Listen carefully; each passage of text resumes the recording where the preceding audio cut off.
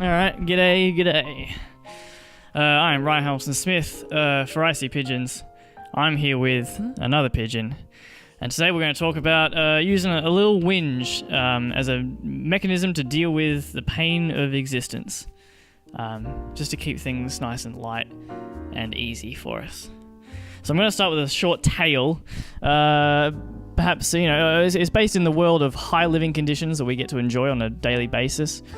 Say you were walking down the street, or perhaps you were enjoying a coffee in your local coffee shop, when suddenly the futility of existence comes crashing down upon you. A lot of people counter this with religion, some with alcohol, that might be me, and some people use fantasy worlds to deal with it, and some people use a little whinge here and there. I like to whinge just as much as anybody else, but I feel a lot of people use it to tap out of the fight that is trying to deal with feeling comfortable with our own existence.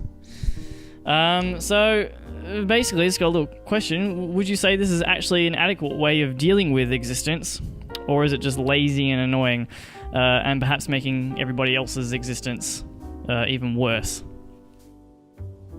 Well, first off, I'd like to thank you for having me on this ledge. That's quite all right. It's a lovely ledge. I don't know. I would say it's almost an ingrained instinct, maybe, that is built through education.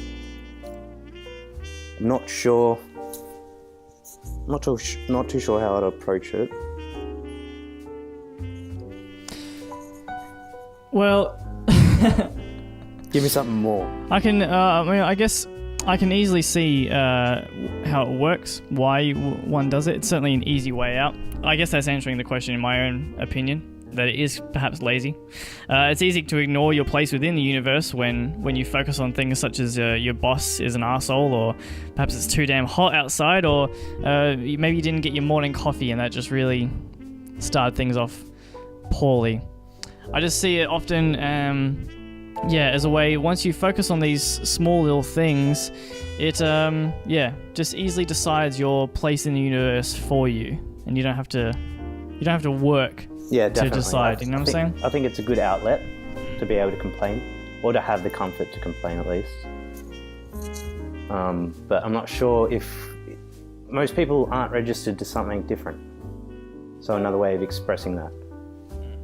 So how else do you get those frustrations out? Where do they go? And I guess that's what you're talking about with the alcohol. Yes. Or with the drugs. But I think most people speaking are oblivious to the fact that they are complaining, and that is a bad tendency. Yeah, it becomes a habit for themselves, I would say. Yeah, it's not an observed thing.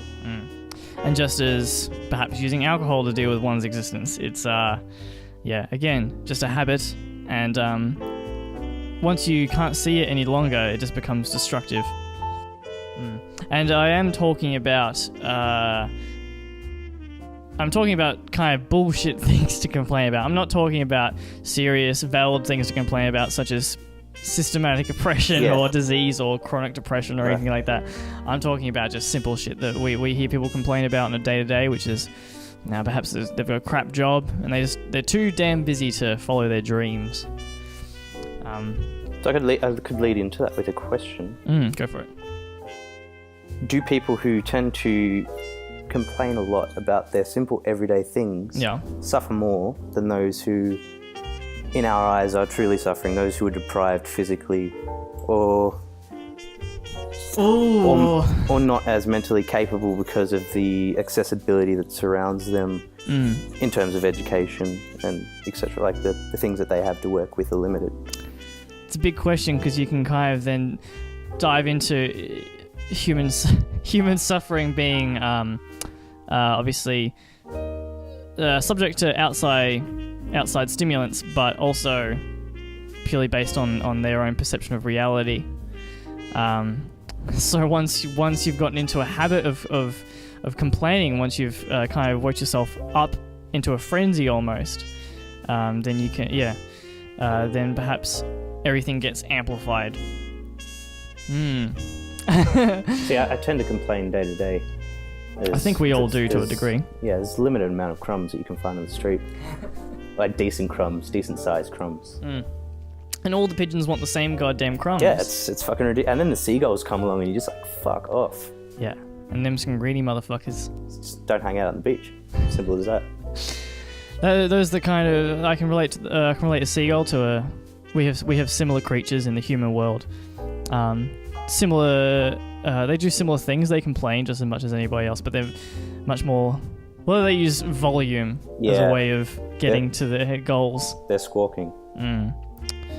Anyway, a pigeon will use numbers. And see, we're doing it. We're just complaining. We are. We're just complaining about other people complaining.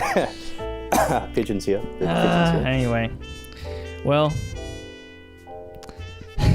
perhaps no answers to be given, but something to think about nonetheless. Perhaps we should all just continue to count ourselves lucky and get into the habit of enjoying what we've got. Yeah. And again, speaking within the world that we live in of ease and what's the word? Convenience that we live in. Definitely. Well, I'll phrase the term that Rupert the Pigeon coined in, I think it was the 1530s, from a bird's eye and perspective. We just see things from above, and at the end of the day, what are you worrying about, really? What are those things? Those things, like, things is an easy word to summarize. This is why I bring the pigeons in. They've always got an interesting perspective from above. It's fantastic. On a cloudy day, it's not that good, but... We all have cloudy days. Thank you for your time.